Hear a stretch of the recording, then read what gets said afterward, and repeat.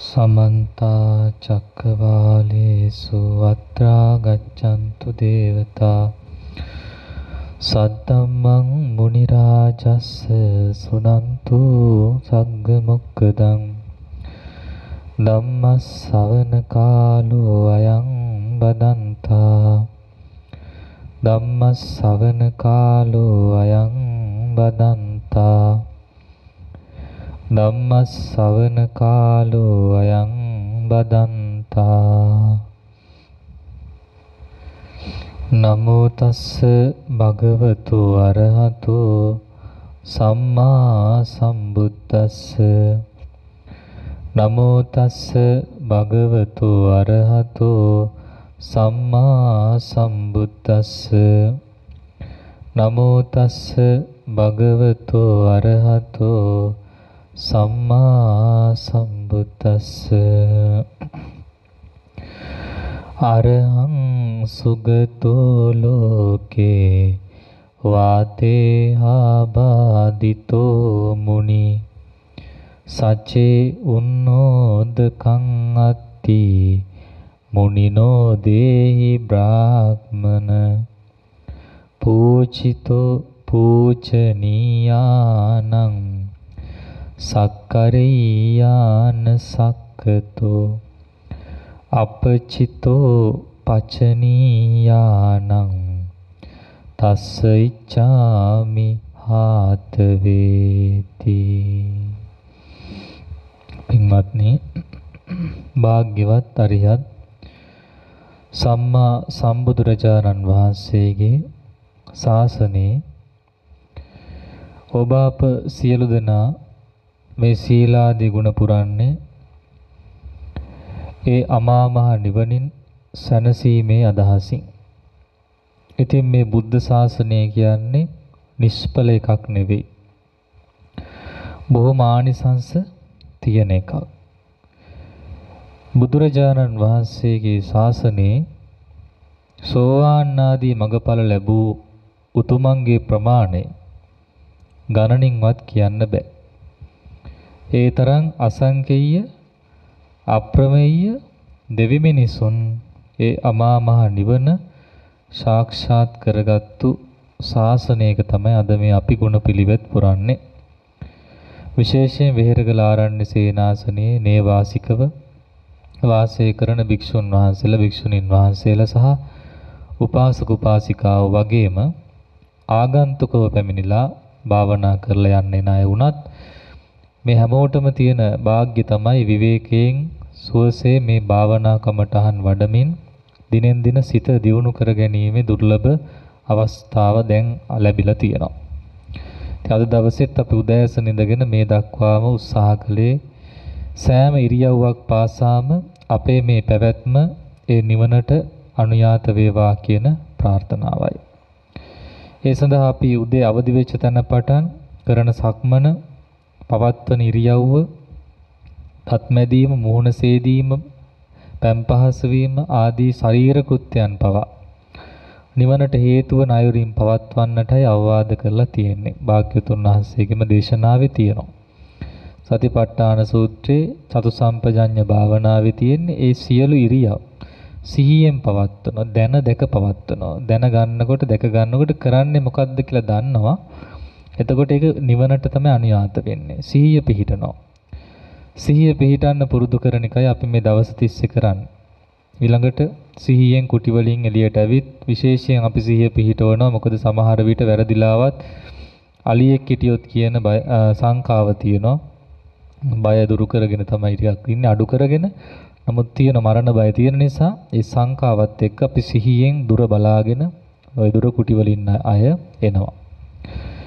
ඉතින්දි පවත්වගෙන ඉන්න සිහිය තමයි අපි දැන් සබ්බාසව සූත්‍රයේ තියෙන පරිවර්ජනා පහතබ්බ සැඩ අසුන් සැඩ අලින් දුරු කරන්නයි කියලා. ඉතින් එහෙම දැක්කොත් අපි නැවත පසු බහැලා ආරක්ෂිතව ගමන් කිරීමටයි මේ විදිය සිහිය පවත්වන්න ඕන. ඉතින් පියවරක් ගානේ බුදු ගුණ ආදී හිතමින් සිහිය පවත්වන්න ඕන. තමන් ගන්න කමටහන සමාට කේසා ලෝමා නකා දන්තා කියලා සමහර අය පවත්වනවා. අතීතයේ බොහෝ ස්වාමීන් වහන්සේලා එහෙම පැවැත් වූ බව සඳහන් වෙනවා. පිණ්ඩපාත යනකොට පවා දෙතිස් කුණපේ මෙනෙහි කළා රහත් වෙච්ච බව, සෝවාන් ආදී මගඵල ලැබලා රහත් වෙච්ච බව සඳහන් වෙන මාතික මාතා විස්තරේ. එතුමිය ගිහි ගෙදර ඉඳගෙනත් අනාගාමී වුණා. මේ කේසාලෝමා නකාදන්තා විස්තර වශයෙන් කරලා භාවනා කරලා. ඉතින් අනිත් ස්වාමීන් වහන්සේලා 39 රහත් වුණා. ඒ වගේ මේ කමඨහන් නොයෙක් ඒවා දීලා තියෙන්නේ අපිට ගැළපෙන කමඨහන් අරගෙන වඩන්න. මොකද හැමෝටම එකම කමඨහන ගැළපෙන්නේ නැහනේ. ඒකනේ විවිධත්වය කියන්නේ. ඒත් විවිධ නිසා ඒ විවිධ විදියට වඩලා බුද්ධ වන්දනාව සිහියෙන් කරනකොට බුදු ගුණ, ධම් ගුණ, සංඝ ගුණ මෙනෙහි වෙනවා. ඒවයි තේරුම් හොඳට පොත් වලින් බලාගත්තම අපිට සතුටකුත් ඇති වෙනවා. අපි මෙන්න මේ වඳින්නේ මේ ගුණය සිහි කළා නේද කියලා අර තේරුම දකිනවා. ඒ අර්ථ සහිතව අපි වන්දනා කරනවා. ඊළඟට මිදුලාම දිනකොට ගයක් අමදිනකොට කුටි ගයක් ශාලාව දාන ශාලාව වටේ හෝ අමදිනකොට සිහියෙන් අමදිනවා. එහෙම තමයි දවස පවත්වන්නේ සිහියෙන්. ඊළඟට දාහනේ බෙදා ගනිද්දි සිහිය පවත්වනවා. සමහරට සෑහෙන පවනට බෙදා ගන්නවා. නොසෑහෙන්න බෙදා ගන්නෑ. විසි කරන්න බෙදා ගන්නෑ. එහෙම බෙදාගෙන ගිහින් සිහියෙන් වාඩි වෙලා සිහියෙන් බත් අනමින් මුඛයේ වෙත ගෙනෙමින් මුඛය අරමින් හපමින් රස විඳිමින් මේ සිදුවෙන ක්‍රියාවලිය පවා භාවනාවක්. ඒතර සඳහන් කරනවා සිහිය තියන අයට සැබෑම ධර්මයේ දන්න කෙනෙක්ට භාවනාවෙන් තොර ජීවිතයක් නැහැ කියනවා. ඒ කියන්නේ වාඩි වෙලා කරන එක විතරක් නෙවෙයි. එයාගේ මුළු ජීවිතේම භාවනාව. අපි කියන ජීවිතේම භාවනාවක්. අන්න එහෙම වුණාම පසුතැවෙන්න ඕනේ නැහැ. අනේ මට පැය ගාණක් අද පැය දෙකක් වාඩි වෙන්න බැරි වුණා. දවස හිස් වුණා කියලා හිතෙන්නේ නැහැ. මොකද එයා හැම ඉරියව්වකම කරන හැම වැඩකම සිහිය පිහිටුවාගෙන හිටියේ. ඒක රසය ලබන්න තමයි සමාධිමත් වෙන්න තමයි වාඩි වෙන්නේ. පැයක් දෙකක් වාඩි වෙලා එක්තැන් වෙලා සමාධිය ඇති කරගෙන ධානය තියනවනේ ඒවට සම්වැදිලා විපස්සනා ඥාන තියනවනේ ඒවට සම්වැදිලා නැත්නම් ඒවා මානසිකාර කරලා නැවත නැවත ඒවා යෙදෙමින් අරමුණු දිහා බලාගෙන ඔය සුවසේ ඉන්න තමා පරයන්ක පැය තියෙන්නේ. පැය දෙක හෝ තියෙන්නේ. ඒක වෙලාවේ හොඳට තමන් අභ්‍යාස කරලා මෝහත් වෙලා ඉන්න ඕන. අනේ මට පැය දෙක නෙවෙයි 3ක් තිබුණත් මදි කියන තරමේ ආසාවක් කැමැත්තක් ඒ වෙලාවට තියෙන්න ඕන. එතෙන්ට එන්න පුළුවන් බැරි නෑ. ඉතින් කාලයත් එක්ක හැමෝටම එතෙන්ට එන්න පුළුවන්. ඉතින් ඒ தත්ත්වයට එන්න නම් අර ඉතුරු ඉරියව් ටික ඉතුරු වෙලාවම භාවනාවක් කරගන්න. සිහිය පවත්වන්න ඕන. ওই විදිහට තමයි දවසේ අර අනිකුත් කටයුතුත් කෙරෙන්නේ. මෙහෙම භාවනාව වඩනකොට හිතේ ඉන්ද්‍රිය ධර්ම වැඩෙනවා. ඒ ඉන්ද්‍රිය ධර්ම පහක් තියෙන අපි හැමදාම මතක් කරනවා මේ ධර්මදේශනා වුණත් අපි රැට කරන්නේ ඒ ඉන්ද්‍රිය පහ වඩන්න ඕන නිසා. පළවෙනි එක ශ්‍රද්ධාව. තමන් යන නිවන් මඟ ගැන විශ්වාසය, භාග්‍යතුන් වහන්සේ ගැන, ධර්මය ගැන, සංඝ රත්නය ගැන විශ්වාසය. එතෙන්දි කිව්වම රහතන් වහන්සේලා ගැන විශ්වාසය විශේෂයෙන්ම භාග්‍යතුන් වහන්සේ සසුනේ වැඩ හිටපු සිවුරු දරා සිටපු මහා සංඝරුවන ගැන. නැම එහෙම නැත්නම් බ්‍රහ්ම ලෝකෙත් ඉන්නවා රහතන් වහන්සේලා. හැබැයි අපිට අරමුණු වෙන අඩුයි. පේන්නේ නැහනේ. මොකද අපිට ප්‍රකට වෙන්නේ සාරිපුත්ත මහ මුගලන් මහ රහතන් වහන්සේලා වැනි උතුමන්. ඉතින් එවැනි උතුමන් වහන්සේලා මේ ශාසනය වැඩ හිටියා කියන එක අපිට සිහි වෙනකොට ශ්‍රද්ධා ඉන්ද්‍රිය වැඩෙනවා. ඉතින් අද විශේෂයෙන්ම අද දේශනාව මුල් වෙන්නේ ශ්‍රද්ධා ඉන්ද්‍රියටමයි. ශ්‍රද්ධා ඉන්ද්‍රිය පෙරටු කරගත්තු දේශනාවක් බව අපි මුලින්ම සඳහන් කරන්න ඕන. ඒ මහා සංඝරත්නයේ ගුණ ගැනයි අද අපි කතා කරන්නට යන්නේ. ඒ සඳහා මාතෘකා කරගත්තේ තේර අපදානේ උපවාන තේර ගාථා වෙහි සඳහන් වන ගාථා දෙකක් තමයි ඒ රහතන් වහන්සේ වදාරලා තියෙන්නේ. එසේම අපදාන අට කතාවෙ සහ අපදාන පාළියෙත් ඒ තෙරුන් වහන්සේගේ අතීත විස්තර සඳහන් වෙන ඒ දෙකම ගලපලා ධර්ම විවරණයක් අපි කරගමු. එතෙන්දී ඇති වෙන්න ඕනේ ඒ නිවන ගැන විශ්වාසය. නිවන් දුටු උතුමන්ගේ සුවය ගැන විශ්වාසය. අපිටත් නිවන් දකින්න පුළුවන් කියන විශ්වාසය. එන ශ්‍රද්ධා ඉන්ද්‍රිය කියලා තෙන්ට කියනවා. ඊළඟට මේ වහන් ඉන්නකොට අපිට සතිය වැඩෙනවා. සතිය කියන්නේ සිහිය. හොඳ සිහියෙන් අහන් ඉන්නකොට තවදුරටත් සිහිය වැඩෙනවා. සති ඉන්ද්‍රිය. සමාධි ඉන්ද්‍රිය. සතුට ඇති වෙනවා. ධර්මයේ අහනකොට අර්ථ වැටහෙනකොට කරුණ විමසද්දි ප්‍රීතියක් ඇති වෙනවා. සතුටක් ඇති වෙනවා. සතුටත් එක්ක තමයි සමාධිය ඇති වෙන්නේ. එකඟ බව. වීරිය.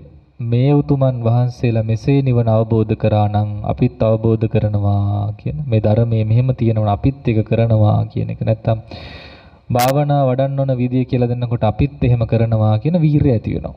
ඒ විරියෙන්දී ඊට ප්‍රඥාව වැඩෙනවා. ධර්ම කරුණ අහනකොට තව තවත් නුවණ වැඩෙනවා. ඕක තමයි ඉන්ද්‍රිය පහ වඩනවායි කියන්නේ. ඒතකොට මේ භාවනා විදි වෙන්නෙත් ඒක, අපි පවත්වන දිනචරියාවේදී වෙන්නෙත් ඕකමයි.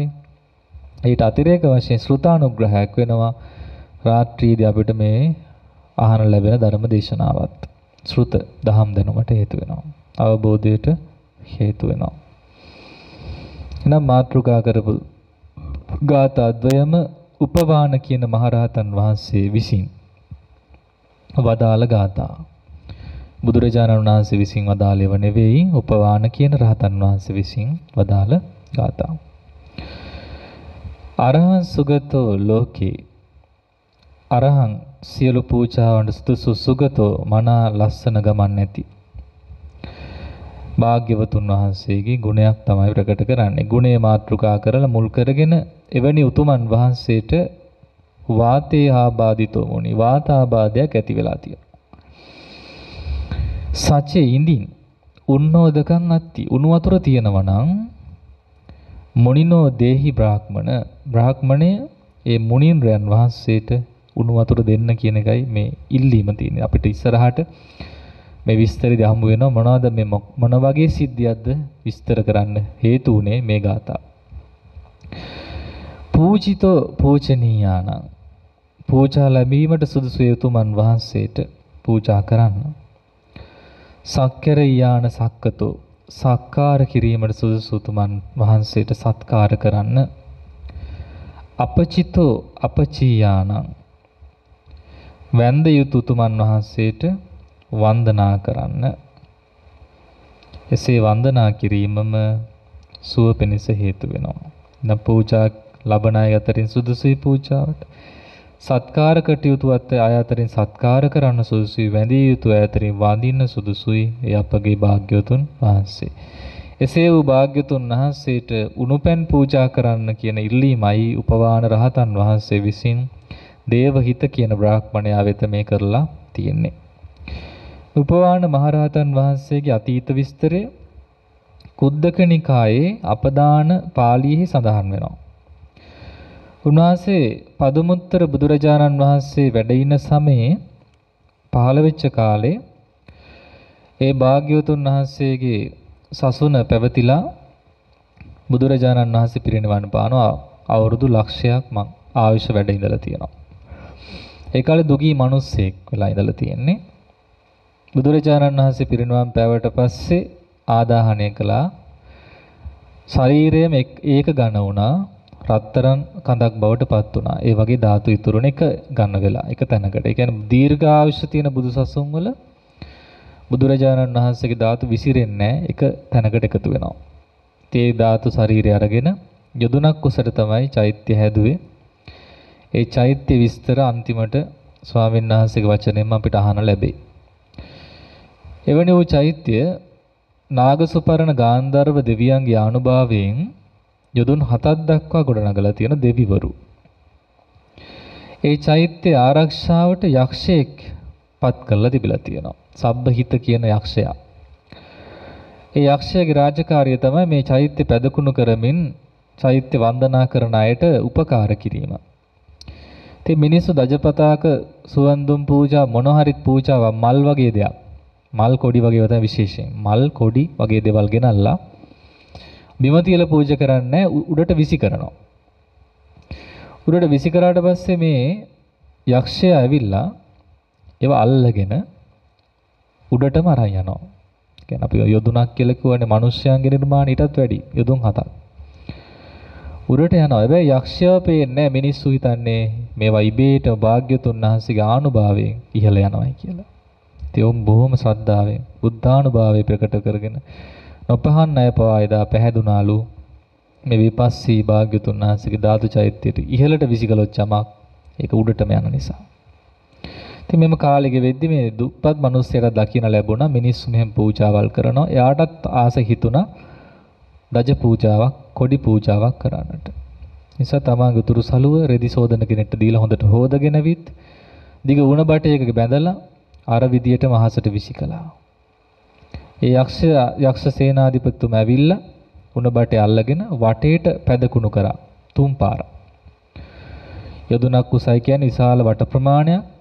ඒ විශාල වූ චෛත්‍ය වටේම මේ 3 පාරක් කොඩිය පැදකුණු කෙරුවා. මේ බලවත් සතුටක් ඇති වුණා.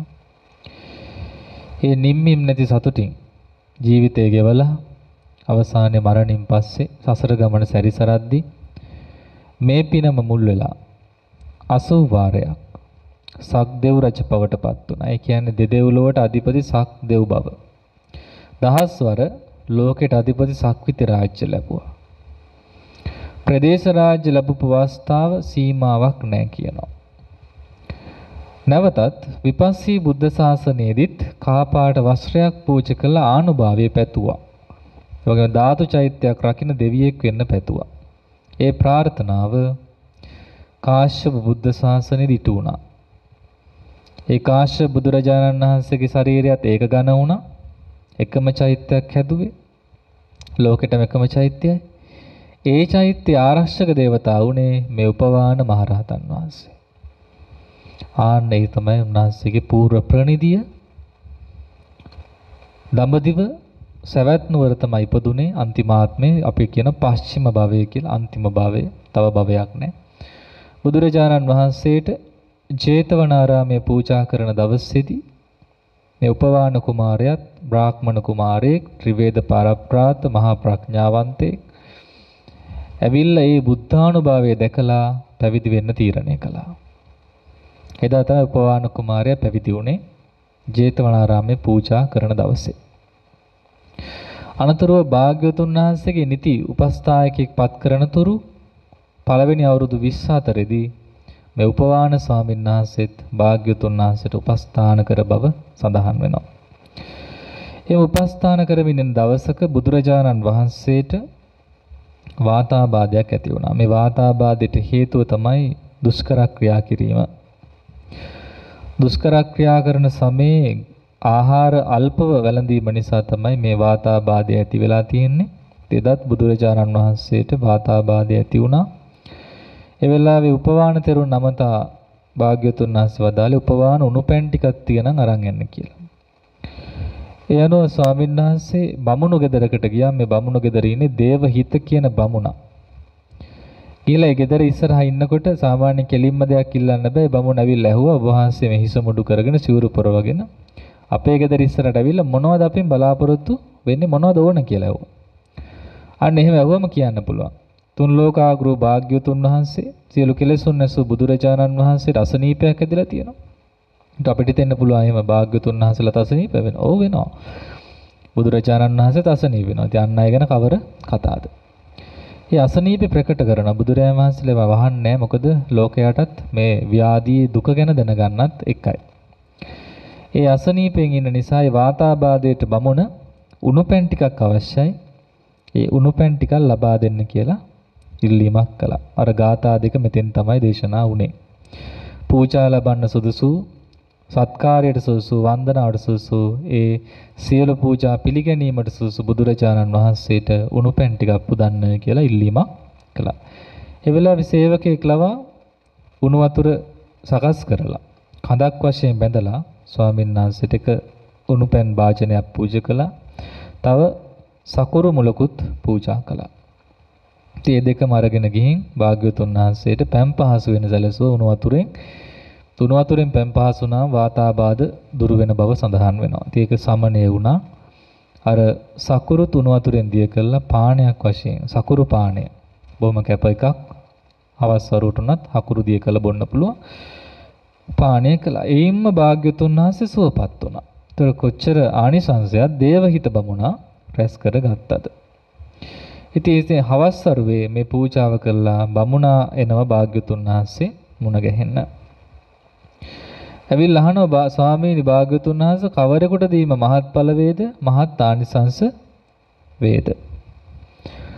බමුණ යම් කිසි කෙනෙකුට පෙර ආත්මය පේනවනම් ඒ කියන්නේ පුබ්බේ නිවාස ඥාන තියෙනවනම් දිවස් නුවණ තියෙනවනම් දෙව්ලොව අපායවල් පේනවනම් කෙලෙස් සියල්ල නැසලා නම් කෙලෙස් සතුරන් නැසලා නම් චතුරාර්ය සත්‍ය අවබෝධ වෙලා රහත් ඵලයටපත් වෙලා නම් එවැනි රහතන් වහන්සේට දෙන දේ මහත්ඵල මහානිසංස වෙනවා කියලා දේශනා කළා. ඒ ඇසීමෙන්ම බලවත් සතුටු වෙලා මේ බමුණා තෙරුවන් සරණ ගියා.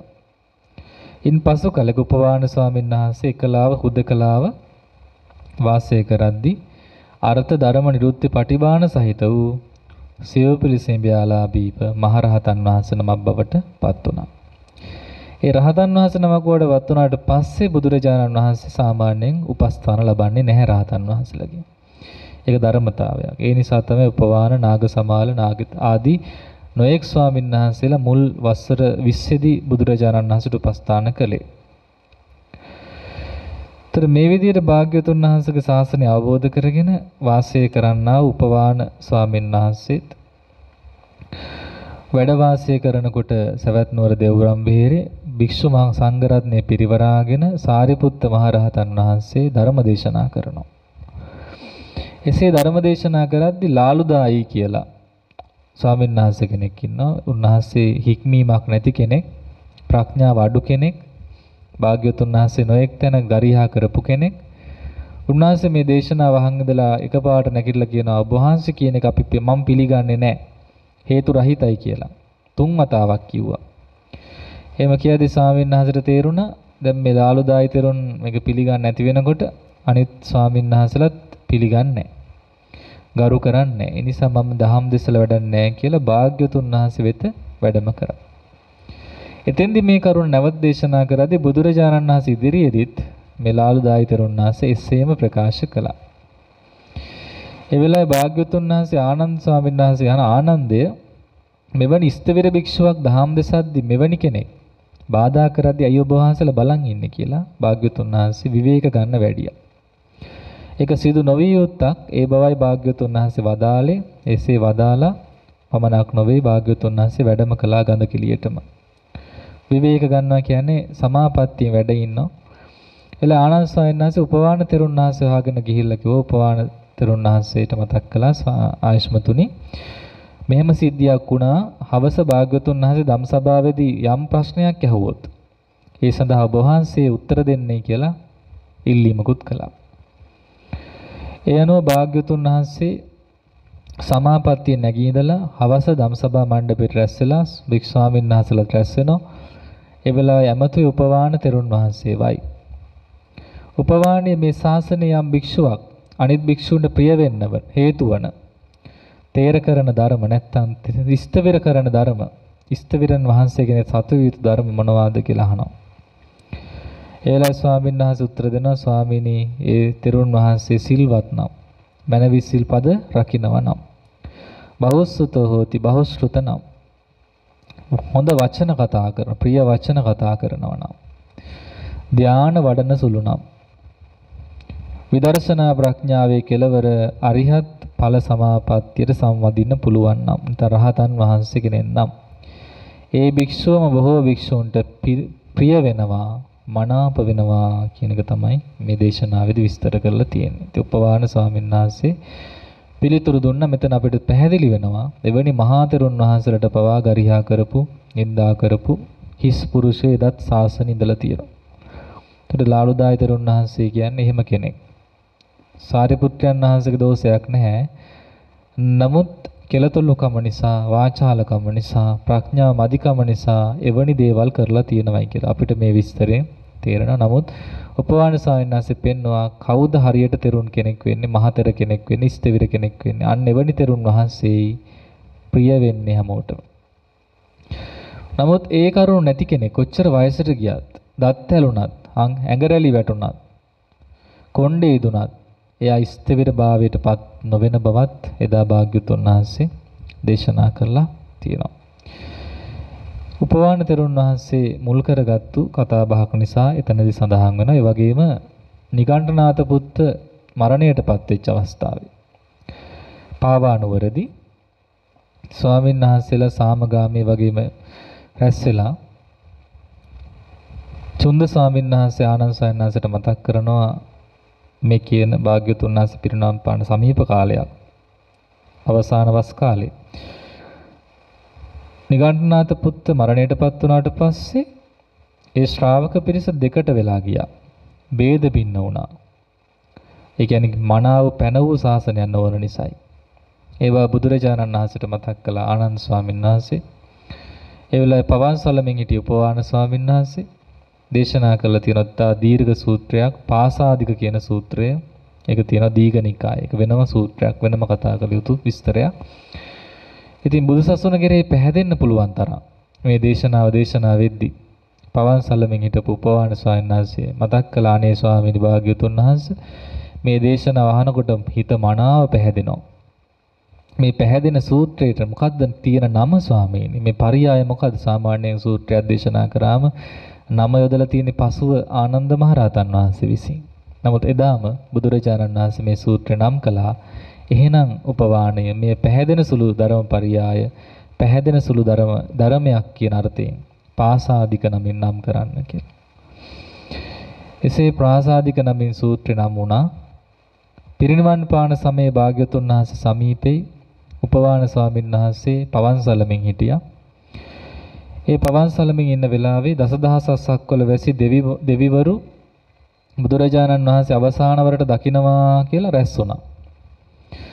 දුර ඉඳන් දිවැසින් බලන්න පුළුවන් පෘථජන කෙනෙකුගේ සිරුරක් නම් විනිවිද යන්න පුළුවන්. හැබැයි මේ ස්වාමීන් වහන්සේට තිබුණ ආනුභාවයක් හේතුව විපස්සී බුදුරජාණන් වහන්සේගේ ධාතු චෛත්‍යයට කහපාට වස්ත්‍රයක් පුදලා පැතූ ප්‍රාර්ථනාවත් කාශ්‍යප බුදුරජාණන් වහන්සේගේ ධාතු චෛත්‍ය ආරක්ෂා කරගත්තු දේවතාව වශයෙන් රැස් කරගත් පිනත් නිසා විනිවිද යන්න බෑ කය.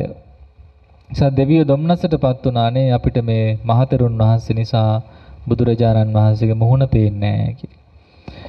ඒ පවන්සලෙන් හිටපු තෙරුන් වහන්සේට උපවාණය මෙතන ඉවත් වෙන්න කියලා භාග්‍යවතුන් වහන්සේ මතක් කළා. ඉතින් උන්වහන්සේ අයින් වුණා. නමුත් ආනන්ද සාන්නසිට හිතුනේ ඇයි මේ උපවාණ තෙරුන් වහන්සේ ඉවත් කළේ? ස්වාමීනි අපටත් කලින් උපවාණ තෙරුන් වහන්සේ භාග්‍යවතුන් වහන්සේට උපස්ථාන කළේ. එසේ වූ මේ උපවාණ තෙරුන් වහන්සේව ඇයි භාග්‍යවතුන් වහන්සේ ඉවත් කළේ? ආනන්දේ බොහෝ දෙවිවරු මෙහි රැස්ව සිටිනවා. ඒ දෙවිවරුන්ට බුදු සිරුර දකින්න බෑ උපවාණ තෙරුන් ඉදිරියේ වැඩ සිටින නිසා. ඒ නිසායි එහෙම මතක් කළේ.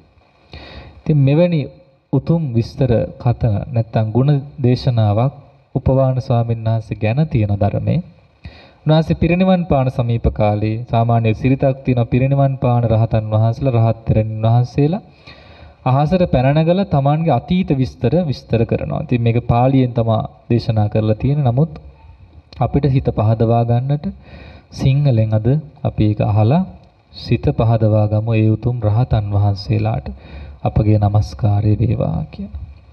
සියලු ධර්මයන්හි පරප්‍රාප්ත වූ නර ශ්‍රේෂ්ඨ වූ පදුමුත්තර සම්මා සම්බුදුරජාණන් වහන්සේ ගිනි කඳක් මෙන් දීප්තිමත්ව බබලා පිරිනිවන් පෑසේක. එකල්ලි මහජනයා එක්රැස්ව මල් ගඳ සුවඳ විලවුන් ආදීන් ලෝකනාත වූ තථාගතයන්න් වහන්සේ පුදා සියලු වර්ගයේ සුවඳ දර වලින් කළ මාහැඟි චිතකයකට සර්වඥ ශ්‍රී ශරීරය නංවා ආදාහණය කළහ. ආදාහණය කර ඉනික් බිති ශේෂ වූ රන් කඳක් වැනි ධාතු ශරීරය මහත් වූ ගෞරවයෙන් යුතුව වැඩම කරවාගෙන පැමිණියහ. සියලු දිව්‍ය මිනිස්යෝ එක්ව එම පූජනීය ධාතු ශරීරය නිදන් කර මාහැඟි බුද්ධ ස්තූපයක් කළහ. ඒ ස්තූපයේ පළමුණින් වලල්ල රත්රන්ය, දෙවන්න මණික්ය, තෙවැන්න රිදීය, සිව්වැන්න පලිඟු. එසේම පස්වැන නිම් වලල්ල රතු මණික් වලින් නොහොත් පද්ම රාගයෙන් කර ඇත. සයවැනි වලල්ල මැසිරි ගල් වලින් නොහොත් වටිනා වෛරෝඩි මණික් වලින් කර ඇත. ඒ සියල්ලටම ඉහළින් ඇති කොටස සම්පූර්ණයෙන් රත්තරණින් නිම කරන ලදී. යට කොටස මණික් වලින් කර ඇත. වේදිකාව රුවන් වලින් මණික් වලින්. එසේම ස්තූපයේ තනිකරම රත්තරණින් බබලමින් තිබෙන එහි උස යොදුනක් තරම් වෙයි. එකල්ලි බොහෝ දෙවි දේවතාවෝ එක්රැස්ව අටලෝ දහමට නොසලෙන්නා වූ තාදී ගුණ ඇති ලෝකනාත වූ භාග්‍යවත් බුදුරජාණන් වහන්සේට අපිත් ස්තූපයක් කරමු. ඒ පදුමුත්තර බුදුරජුන්ගේ උතුම් ධාතුන් වෙන්වෙන් වශයෙන් දක්නට නැත. මුළු සිරුරම එකට කැටිව පවතී. ඒක ඝනව පවතී. එබැවින් අපි යොදුනක් තරම් උස මේ ස්තූපයට කංචුකයක් කරමුයි කියා කතා කරගත්ත. කංචුකයක් කියන්නේ අර සැට්ටයක් වැනි. චෛත්‍යයට එළියෙන් තමයි දෙවිවරු යොදුන් 7ක් උසට මේ කංචුකය නිර්මාණය කළේ. එක්බිති සියලු දෙවියෝ එකට එක්ව මුලින් කර තිබූ ඒ ස්තූපය සත්‍රුවණින් වසා යොදුනක් උසින් වැඩි කළ. දැන් ඒ සෑ යොදුන් 2ක් උසය. එහි ඇති දීප්ති ආලෝකයෙන් හාත්පස ඇති ඝන අඳුර දුරින්ම දුරු කරයි. එකල්ලි බොහෝ නාගයෝ රැස්ව මිනිස්යොත් දෙවියොත් භාග්‍යවතුන් වහන්සේ උදෙසා මාහැඟි ස්තූපයක් කළහ. එසේ කළ කල්හි අප මෙසේ සිටීම සුදුසු නැත. පමා වීම සුදුසු නැත. අපිත් ලෝකනාථයන් වහන්සේ උදෙසා උතුම් ස්තූපයක් කරවමුයි කියා කතා කරගත්තා.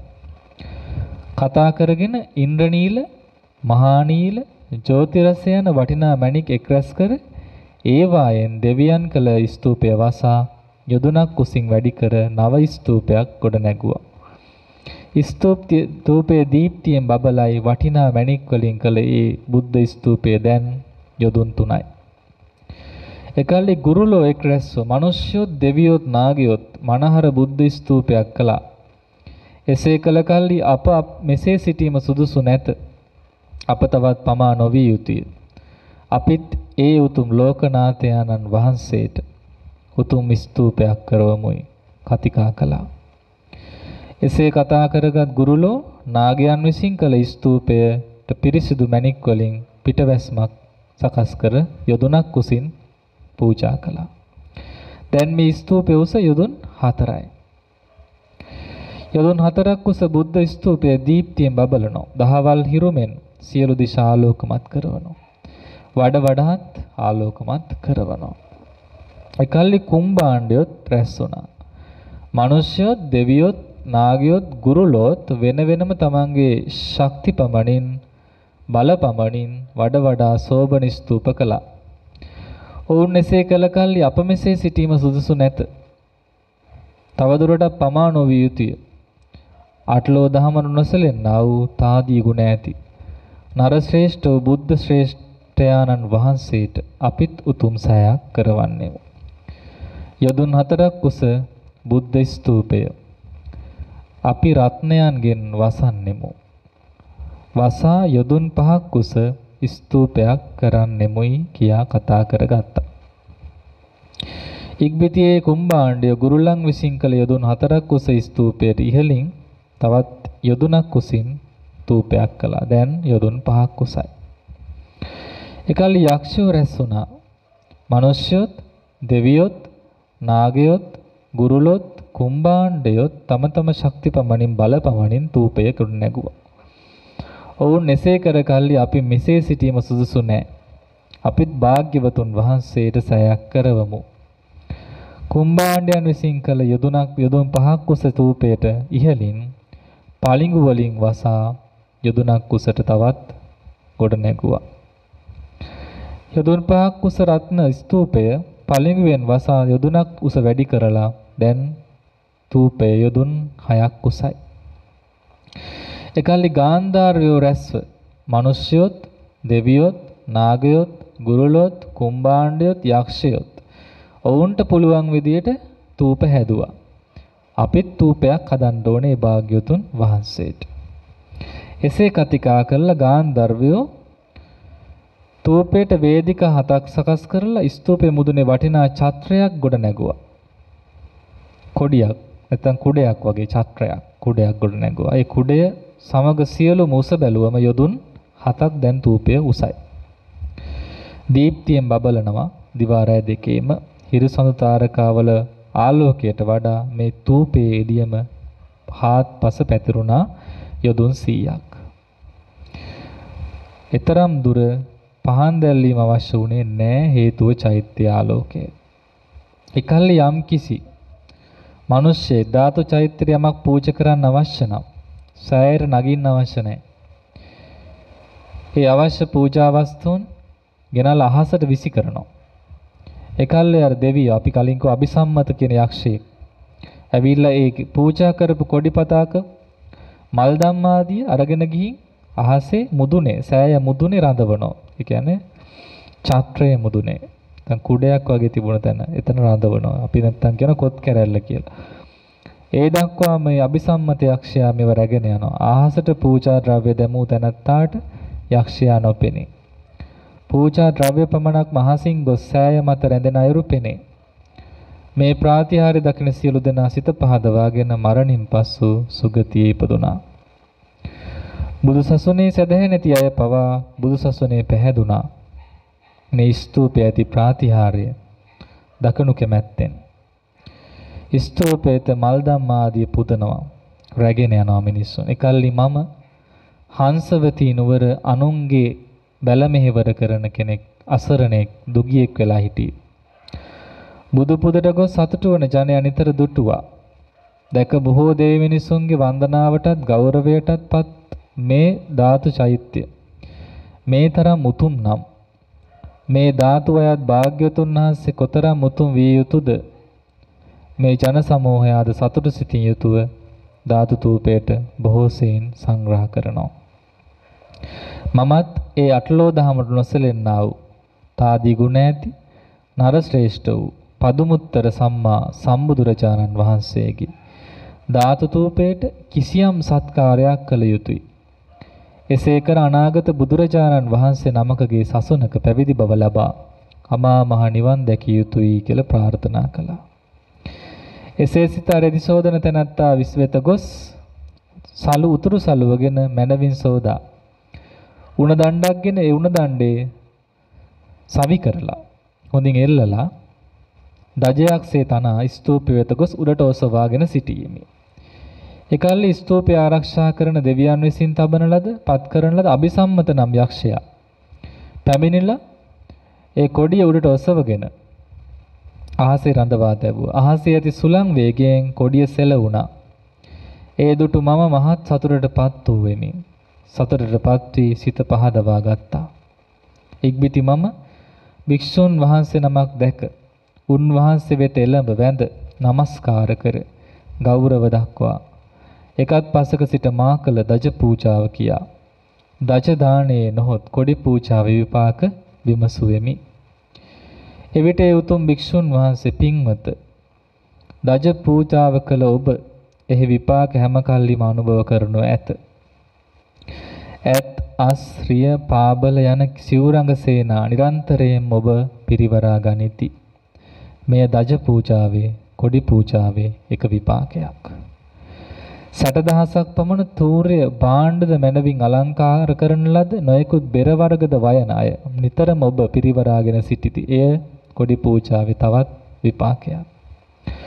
මැනවින් විසිතුරු වූ සෝබන ආභරණ වලින් සැරසුණු මිනි කොඩොල් ආදී පැළඳගත් දිගු ඇසිපිය ඇති සිහින් ඉඟ ඇති මෘදු මොලොක් ශරීර අවයව ඇති 80,000ක් පමණ මහත් වූ සුරූපී ශ්‍රී වූ නිරන්තරයෙන් ඔබ පිරිවරාගෙන සිටිති. මෙයත් කොඩි පූජාවේ ආනිසංසය. පින්වත එපමණක් නොවේ. දජ දානයේ විපාක වශයෙන් ඔබ කල්ප 30,000ක් මුළුල්ලේ දෙව්ලොව සිත්තලවා මහත් වූ සුවයෙන් යුතුව වාසය කරනු ඇත. දෙවියන්ට අධිපති වූ සක්‍ර දේවේන්ද්‍ර 80 වරක් දිව්‍ය රාජ්‍ය කරනු ඇත. එපමණක්ද නොවේ දහස් වරක් මුළු පොළොවටම අධිපති සක්විති රජ බව ලබන්නේය. මහත් වූ ප්‍රදේශ රාජ්‍ය ලබන ගණන මෙපමණකයි කිය නොහැකි ප්‍රමාණ කළ නොහැකි තරම් සැප සම්පත් ලබන්නේය.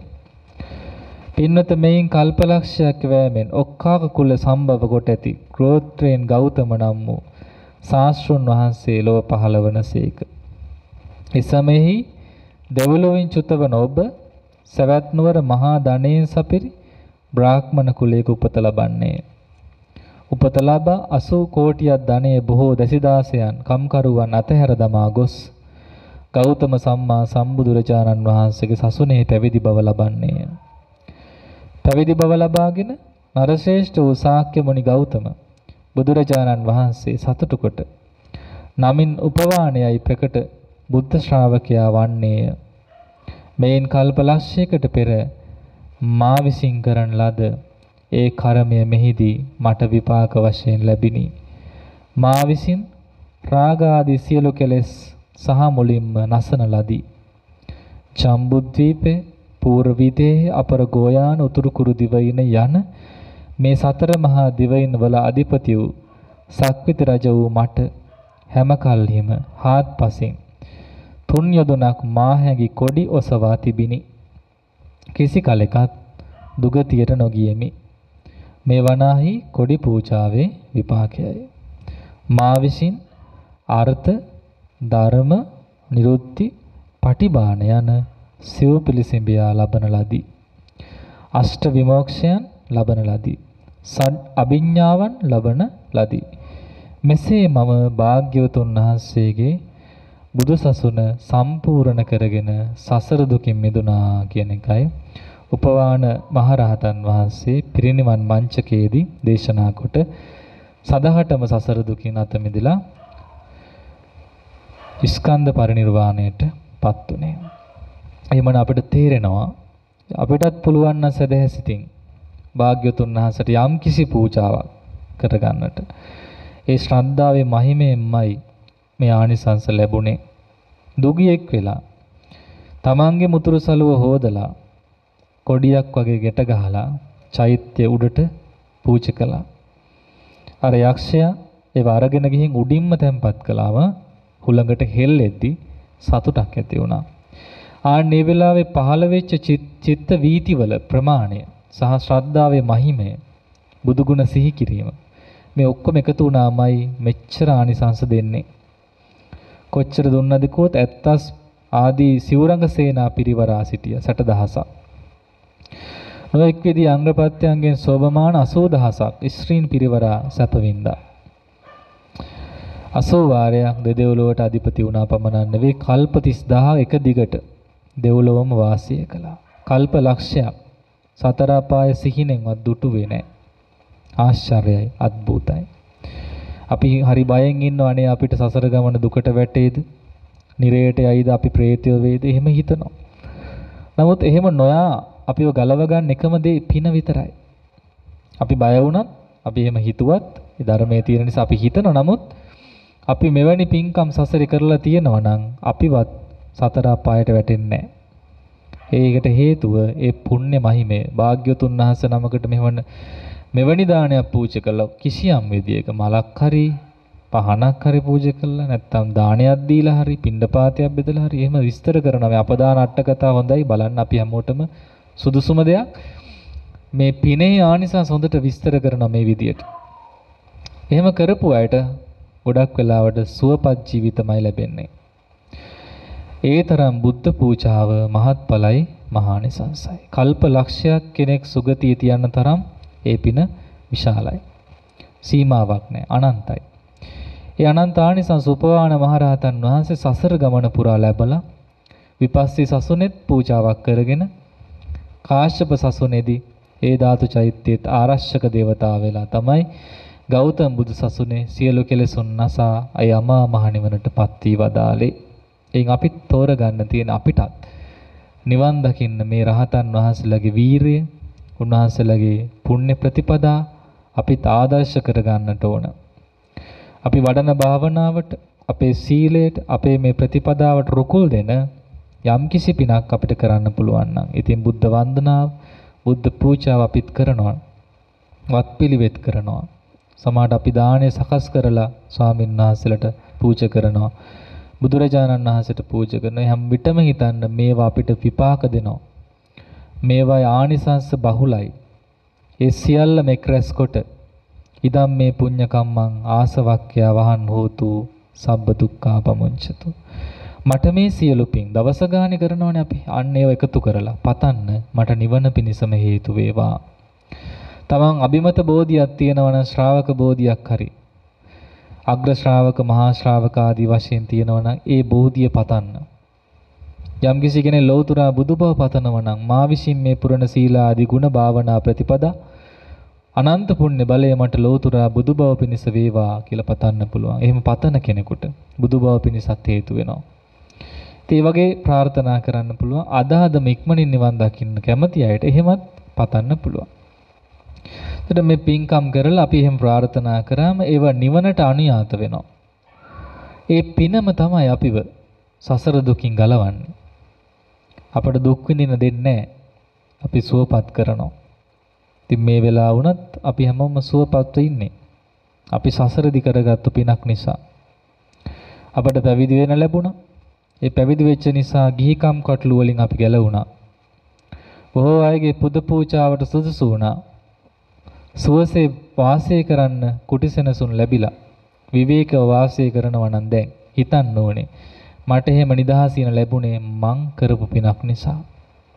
මේ කවුරුත් කරපු පිනක් නෙවෙයි. తాවකාලිකව මෙතෙන්ට ආපු අය හිතන්න මට මේ විවේකයේ මේ ධර්ම ලාභය මේ කල්යාණ මිත්‍ර ඇසුර ලැබුණේ මගේ මව්පියෝ කරපු පිනක් නිසා නෙවෙයි. මා විසින් පින් කළ නිසා. නැත්තම් එහෙම එන්න වෙන්නේ කොච්චරයි කියනවද එනවා කියලා එන්න වෙන්නේ ඇයි එන නොලැබෙන්නේ පින මදි නිසා. පින තියෙන කෙනා එවැනි පුණ්‍ය භූමි වෙත යනවා. වඩාම පින තියන අය පැවිදි වෙනවා. උතුමන් ළඟ, කල්යාණ මිත්‍රයෝ ළඟ, උතුම් පුණ්‍ය භූමි වල පැවිදි වෙලා භාවනා කරන්න යට ලැබෙනවා. සිල්පද රකින්න ලැබෙනවා. තව තවත් බොහෝ පින් රැස් කරගන්න ලැබෙනවා.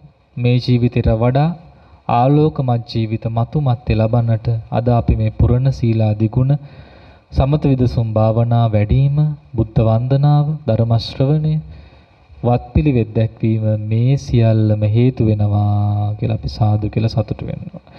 ඒ ගැන සිහි කරන්නයි උපවාන ස්වාමීන් වහන්සේ කළ පින ගැන අපි සිහි කළේ. ඒ කෙලවර පේනවා සක්විති රාජ දහසක් ප්‍රදේශ රාජ අපමණ ලැබලා ඒ සියල්ල ඉක්මවා යන උතුම්ම දේ තමයි බුදු සසුනක ලැබුණු අරිහත් ඵලය. සිව් පිළිසිඹිය ලැබලා තියෙනවා. අෂ්ට විමෝක්ෂ අභිඥා 6 මේ සියල්ල ලැබලා තමයි උන්වහන්සේ සසරින් එතර වුණේ. එහෙනම් අපිටත් ඒ දුර්ලභ වාසනාව ලැබෙනවා අපිත් පින්කම් කරනකොට බලවත් සතුටින් ශ්‍රද්ධාවෙන් ආනිසංස දැනගෙන දැකගෙන කියවලා අහලා ඒ ආනිසංස දැනගෙනම මේ පින්කම් කරන්නට. එසේ කිරීමෙන් මේ ධර්මයේ අහන අයට ශ්‍රවණය කරන පිරිසට හැමෝටම තව තව වඩාත් සසර ගමන සුවපත් වෙන පරලෝක ගමන සුවපත් කර දෙන එකම ඥාතිය එකම පිහිට එකම දෑවැද්ද වන පිනම රැස් කර ගන්න ලැබේවා කියලා අපි ආශිර්වාද කරනවා. භාවනා වඩන අයට තමන් කරන පින ඒකාන්තයෙන් සමාධි ධාන මාර්ගඵල විපස්සනා ඥාන මාර්ගඵල පිණිසම හේතු වේවා කියලා අදිෂ්ඨාන කරන්නට